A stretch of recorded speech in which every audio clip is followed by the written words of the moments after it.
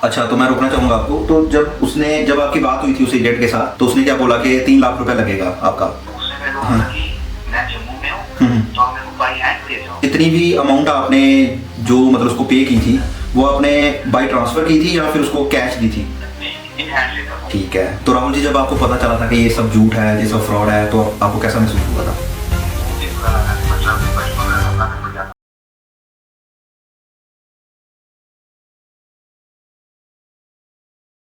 So hello guys, my name is Shubham and you are watching real abroad talk. Real abroad talk पे आपका स्वागत है। तो आज का जो हमारा एक वीडियो जो हमारा रहने वाला है, ये रहने वाला है दुबई के वीज़ा स्कैम के ऊपर। तो मेरे पास एक रियल स्टोरी है जो कि मैं आपके साथ शेयर करना चाहता हूँ। सो प्लीज़ आप बने रहिए हमारे साथ। हर साल हज़ारों लोग अपना देश छोड़कर, अपनी कंट्री छोड़कर विदेश में जाते हैं ताकि वो अच्छा पैसा कमा सके और अपने माँ बाप, अपने बीवी बच्चों को एक अच्छा फ्यूचर दे सके। तो आज की ये जो कहानी है, ये जो स्टोरी है, ये एक ऐसे लड़के की है जो कि बड़े बड़े सपने लेकर, जिसका एक सपना था कि मैं फॉरेन में जाऊं और अच्छा पैसा कमाऊं और अपने माँ बाप के लिए कुछ कर सकूं, उन्हें एक अच्छी लाइफ दे सकूं। तो आज मैं आपको बताऊंगा कि फर्जी एजेंट्स के चक्करों में पड़कर उसने अपनी लाइफ को कैसे बर्बाद किया, कैसे उसकी लाइफ हेल बनी और कैसे वो इन चक्करों में फंसा। ये जो कहानी है, ये है राहुल नाम के एक लड़के की। तो राहुल मेरे नोन में है और मैं उसे अच्छे से जानता हूँ। वो हम लोग कहीं पे मिले थे तो उसने मेरे साथ शेयर की थी ये बातें। तो मैंने राहुल को बोला था कि आप हमारे चैनल पर आओ ताकि हमारी जो ऑडियंस है, आप उनको बता सको कि कैसे आपने इन फेक एजेंट्स के चक्करों में फंसकर अपनी लाइफ स्पॉइल की, अपना टाइम वेस्ट किया, अपना मनी वेस्ट किया। बट वो अनकंफर्टेबल था, वो कंफर्टेबल नहीं था हमारे कि वो कैमरे के सामने आए और आपको ये चीजें बता सके। ये जो स्टोरी है, ये रियल स्टोरी है। तो राहुल ने मुझसे कहा कि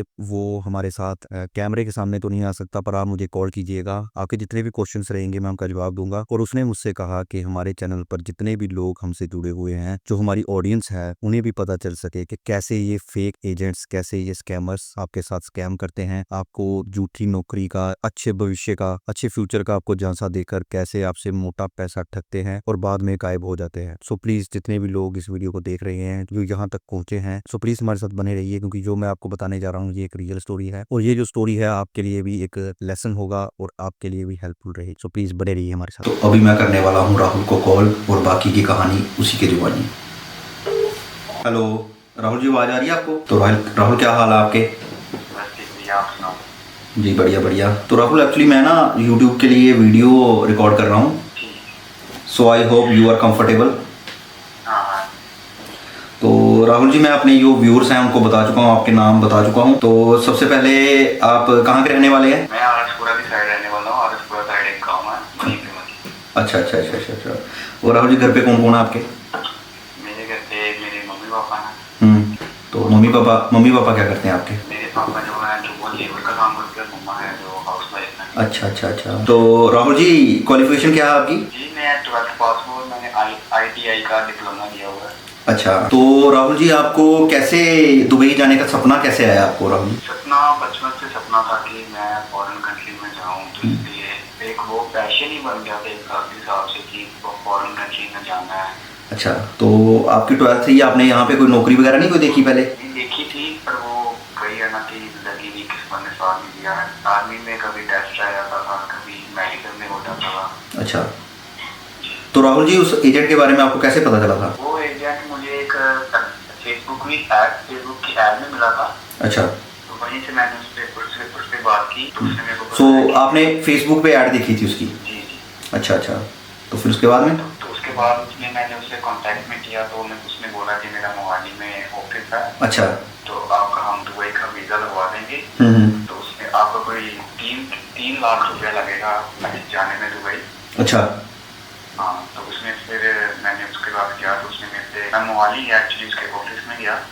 तो उसने मेरे से पहले 1 लाख रुपया मांगा। अच्छा, तो मैं रोकना चाहूंगा आपको। तो जब आपकी बात हुई थी उस एजेंट के साथ, तो उसने क्या बोला कि 3 लाख रुपया लगेगा आपका दुबई के लिए? टोटल 3 लाख लगेगा। अच्छा, तो स्टार्टिंग में आप जो फर्स्ट इंस्टॉलमेंट आपने पे की थी वो कितनी की थी आपने? मैंने 1 लाख की थी। अच्छा, ठीक है। तो उसके बाद में आगे बताइए सर। तो वो मैं उसके ऑफिस में गया मोहाली में, तो उसमें मैंने एक इंस्टॉलमेंट की थी जो 1 लाख की थी। अच्छा। तो उसने बोला कि हम आपके डॉक्यूमेंट्स वगैरह लगा देंगे, तो आपको कुछ 1-2 महीने बाद पता चल जाएगा कि आपका वीज़ा आ जाएगा। अच्छा। उसके बाद मैं आ गया घर पे, तो फिर उसने 2-3 महीने बाद उसका मैसेज आया मेरे पास कि आपको मेडिकल मेडिकल देना है, तो फिर उसने मेरे से 1,10,000 और मांगा। अच्छा, मतलब आपको रोकना चाहूंगा कि उसके बाद में उसका 2 महीने के बाद में आपको मैसेज आता है कि आपका मेडिकल है। ठीक है, ये एजेंट ऐसे ही करते हैं। अच्छा, फिर उसके बाद में सर, और हमारी घर की कंडीशन तो वैसी अच्छी नहीं थी। तो हमारी एक जमीन थी जिसको हमने गिरवी रख के मैंने उधारे उससे 2-2.5 लाख रुपए लिया था। अच्छा, जो उसमें से मैंने 1 लाख रुपए पहली इंस्टॉलमेंट दे दी, तो बाकी मैंने वो 1,10,000 सेकंड इंस्टॉलमेंट दी थी मेडिकल की। अच्छा, तो और मैंने कुछ रिलेटिव से अपने पैसे लिए थे, तो वो कर के तो जब मैंने उसने मेडिकल के पैसे दे दिए मैंने उसको, तो उसके बाद उसको कोई मैसेज मतलब मेरे पास नहीं आया। अच्छा, 3-4 महीने अब उसका मैसेज नहीं आया। तो मैंने उसको कॉल की, वो कॉल नहीं उठाता था। फिर मैंने सोचा कि मैं उसके ऑफिस में जाऊँ मोहाली में। मैं मोहाली गया, उधर उसके बाउंसर खड़े थे। तो मैं अंदर गया तो उसने मुझे बोला कि मैंने उसको बोला कि जिन्हें तो आप मेरा वीजा लगवा दो, जहाँ मेरे पैसे वापस दे दो, क्योंकि मेरी घर की कंडीशन अच्छी नहीं है। ठीक है। तो उसने मेरे को बोला कि आपका वीजा लग जाएगा, आप 2-3 महीने रुक जाओ, आपका वीजा आ जाएगा। अच्छा। तो उसके 2-3 महीने बाद जब उसका फिर से कोई कॉल वगैरह नहीं आई, तो मैंने सोचा कि मैं फिर से उसके ऑफिस में जाऊँ। तो मैं उसके ऑफिस में गया तो उधर उसका ऑफिस नहीं था। अच्छा। तो मैंने उसको बड़ी कॉल की, तो उसको मैंने धमकी भी दी कि मैं पुलिस में कंप्लेन कर दूंगा। अच्छा। तो उसके बाद उसने मुझे बोला कि आपके हम पैसे दे देंगे वापस, आपका वीजा नहीं लग रहा। जी राहुल जी, फिर आगे? तो उसके बाद उसने मेरे को 1 लाख रुपए जो मेरे को दे दी, ट्रांजेक्शन कर दी थी। अच्छा। तो उसके बाद में उसने मेरे को 1 लाख और दिया, मतलब टोटल उसने मेरे को 2 लाख रुपए दिया। हाँ, तो राहुल जी आपको उसने 2 लाख रुपए वापस कर दिए। तो राहुल जी, जो आपने फर्स्ट इंस्टॉलमेंट, आपका कहने के हिसाब से आपने जो फर्स्ट इंस्टॉलमेंट उसको पे की थी वो की थी 1 लाख। तो उसके बाद में जो दूसरी जो इंस्टॉलमेंट आपने पे की थी वो की थी आपने जब वो मेडिकल का करवाया था आपने, तो उसको 1,10,000 की थी आपने। जी। तो उसके बाद में उसने मेरे को बोला कि आपका जो कि 1 लाख और लगेगा। अच्छा, मतलब 3 लाख टोटली आपने बताया था कि 3 लाख। हाँ, 3,10,000 वो लेंगे आपसे।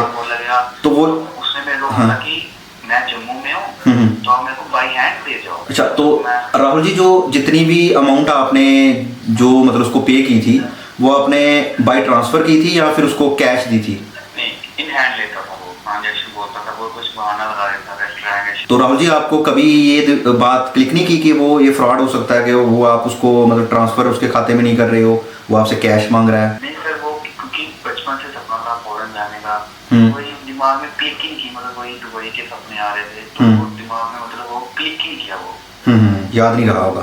तो उसके बाद में राहुल जी जो उसने फिर आपको वो सारे अमाउंट वापस कर दी थी जब आपने उसको धमकी दी थी पुलिस की? नहीं सर, उसने पूरा अमाउंट नहीं वापस किया था। उसने पहले मेरे को 1 लाख की ट्रांजेक्शन की थी, तो उसके में थोड़े दिन बाद उसने मेरे को 1 लाख रुपया और भेजा था। टोटल उसने मेरे को 2 लाख रुपया वापस दिया। तो राहुल जी वो जो उसने आपको पैसे जो ट्रांसफर किए थे वो मतलब ट्रांसफर किए थे या फिर बाई हैंड दिए थे, जब कैश दिए थे? बाई हैंड दिया था कैश। अच्छा, उसने कैश ही दिए थे आपको। तो वो कैसे कैसे पे की थी उसने? वो एक बार तो पठानकोट आया हुआ था। अच्छा।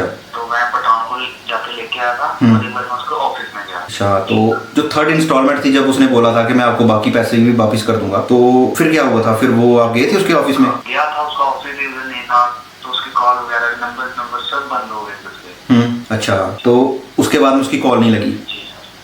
ठीक है। तो राहुल जी जब आपको पता चला था कि ये सब झूठ है, ये सब फ्रॉड है, तो आपको कैसा महसूस हुआ था? बहुत ही बुरा लगा कि मतलब बचपन का सपना टूट गया था।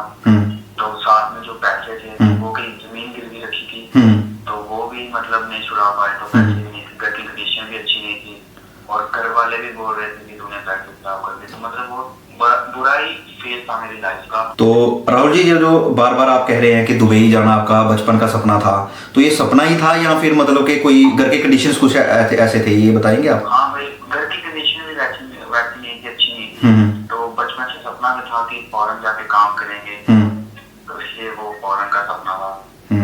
तो जब आपने ये पैसे गवा दिए तब आपके परिवार का क्या रिएक्शन था? परिवार का रिएक्शन वही था कि जो कि एक पूरी जिंदगी की कमाई होती है, तो वो भी गिरवी रख के वो पैसे उसको डुबा दिए। तो घर वालों को काफी बुरा रिएक्शन था, और मेरा भी मतलब ऐसे दिल टूट गया था किस्म पे, कि मतलब जिंदगी में हार मान ली कि अब नहीं होगा कुछ भी। अच्छा। तो उसके बाद जो उसने 2 लाख रुपए मेरे को वापस दिया था, कुछ रिलेटिव से थोड़े पैसे लिए, तो खेत था वो हमने बात गिरवी से हटाया। तो उसके बाद फिर मैं जॉब के लिए तलाश करने लगा, तो मेरे को जम्मू में वो जॉब मिली थी कंपनी में। अच्छा, तो अभी रिसेंटली आप जॉब कर रहे हैं, जी सर। तो जो आपकी ज़मीन जो गिरवी थी वो आपने फिर ले ली थी, वापस छुड़वा ली थी आपने, या फिर क्या किया था? ले ली। तो उन पैसों का अरेंजमेंट कैसे किया आपने? वही सर, वो 2 लाख रुपया तो उसने दिया था, तो कुछ रिलेटिव से मांगे, तो कुछ देने भी पड़े थे थोड़े बहुत, तो वैसे करके तो फिर छुड़वा लिया। मतलब कि आपके साथ जो 1,10,000 रुपए का वो फ्रॉड तब भी करके चला गया। तो ठीक है राहुल जी, आपकी किस्मत वैसे अच्छी थी कि उसने मतलब कि आपको पैसे आपके वापिस दे दिए थोड़े बहुत। तो बाकियों के साथ ऐसा नहीं होता, ऊपर वाले का शुक्रिया करना चाहिए आपको। तो राहुल जी, अभी आप फ्यूचर के बारे में क्या सोच रहे हैं? आप जो आने वाला टाइम है वो उसके बारे में? फ्यूचर का वही है कि मतलब अभी फॉरेन नहीं जाना, इधर ही अपना जैसे मेरी जॉब भी है, तो उससे थोड़ा अलग पार्ट टाइम जॉब भी मैं करने के सोच रहा हूँ, जिससे एक्स्ट्रा इनकम मेरी जनरेट हो। अच्छा, तो वही है कि अब फॉरेन जाने का तो सवाल ही नहीं उठता मतलब। तो राहुल जी, अभी जहाँ पे आप जॉब कर रहे हैं, आप काम कर रहे हैं, वहाँ पे कितनी सैलरी है आपकी? मेरी 17,000 सैलरी है वहाँ पे। अच्छा, 17,000 रुपये। तो जैसे मैं आपसे बात कर रहा हूँ, आपकी एज भी अभी इतनी ज़्यादा नहीं है, तो आहिस्ता आहिस्ता ठीक हो जाएगा, बढ़ जाएगी आपकी सैलरी भी बढ़ जाएगी, और बाकी आपका काम भी अच्छा चलेगा। ठीक है, तो आप कोशिश करती रहिए, इतनी जल्दी हार नहीं माननी। तो राहुल जी, जो हमारे व्यूअर्स हमें देख रहे हैं, आप उन्हें क्या कहना चाहेंगे कि करना चाहिए, उनको अप्लाई करना चाहिए दुबई के लिए या किसी और कंट्री के लिए? हाँ मतलब उनका सपना है फॉरेन जाके काम करने का, तो जरूर करना चाहिए, पर ये है कि पहले वेरीफाई कर लें अच्छा है, वो जेन्युइन है वो कंपनी की नहीं। तो वही है, बस वो दिमाग का प्रेजेंस होना बहुत जरूरी है इस कामों में, क्योंकि वो तो फ्रॉड है, उनको बड़ी टेक्निक्स हैं वो लोगों को फंसाने के लिए। अपना दिमाग का प्रेजेंस होना चाहिए और वेरिफिकेशन करके सब डॉक्यूमेंट्स को पहले पैसे नहीं देने चाहिए, बाद में पैसे वो हमें जो वीजा लग जाए, वीजा आ गए तो तब पैसे लो। तो राहुल जी, हमारे जितने भी व्यूअर्स हैं, तो मैं भी उनको यही चीज़ कहता हूँ कि जितने भी जो भी अगर आप किसी एजेंट से काम करवा रहे हो, तो उसको जो भी पैसे हैं उसको काम होने के बाद में देने चाहिए। हाँ, तो राहुल जी, अभी आपका सपना जिंदा है, आप जाना चाहते हैं बाहर या नहीं? अभी नहीं सर, अभी मतलब घर की हाँ समझ सकता हूँ, भी वैसी नहीं है, तो अभी मतलब है भी नहीं, अभी मन भी नहीं है जाने का, क्योंकि एक बार दिल टूट चुका है। चलो कोई बात नहीं राहुल जी, ये जिंदगी है ये। तो राहुल जी, ये जो जिंदगी है ये अनएक्सपेक्टेड है, ऊपर वाले ने आपके लिए कुछ अच्छा ही सोचा होगा। अगर आप बाय द वे अगर किसी भी वजह से आपका अगर चांस नहीं बना बाहर जाने का, तो इसका मतलब है कि आपको यहाँ पे भी अच्छा काम मिलेगा। आप उसकी टेंशन मत लीजिए और अपना काम करते रहिए, ठीक है? ओके, तो दोस्तों ये था राहुल, ये राहुल की कहानी थी। राहुल एक छोटे से परिवार का लड़का है जिसके घर पे उसके मम्मी पापा है, और जैसे उसने बताया कि उसके जो पापा है वो लेबर का जॉब करते हैं। तो बड़ी मुश्किल से इस बंदे ने पैसे इकट्ठे करके किसी एजेंट को दिए थे दुबई के लिए कि वहां पे उसको जॉब मिलेगी, पर एट दी एंड उसके साथ होता क्या है, स्कैम। तो मैं तो यही कहता हूँ कि जितना भी हो आप इन सब चीजों से बच के रहिए, जेन्युइन एजेंट से काम करवाइए, और किसी को भी 1 रुपया भी पहले मत दीजिए, ना ही अपने डॉक्यूमेंट दीजिए उनको बताए, उनसे पूछिए, उनसे क्रॉस क्वेश्चनिंग कीजिए कि आप कैसे काम करवाओगे हमारा। तो दोस्तों, अगर ये वीडियो आपको अच्छा लगा हो तो प्लीज़ लाइक कीजिए, चैनल को सब्सक्राइब कीजिए, और जितना हो सके इस वीडियो को शेयर कीजिए ताकि और लोगों तक भी ये जानकारी पहुंच सके, और जो राहुल के साथ हुआ वो कहीं आप लोगों के साथ ना। तो जितने भी आपके रिलेटिव्स हैं, जितने भी आपके रिश्तेदार हैं, फ्रेंड्स हैं, आप उनको ये वीडियो जरूर शेयर कीजिए। तो फिर मिलेंगे किसी और वीडियो में एक नई कहानी के साथ, तब तक के लिए गुड बाय एंड जय हिंद।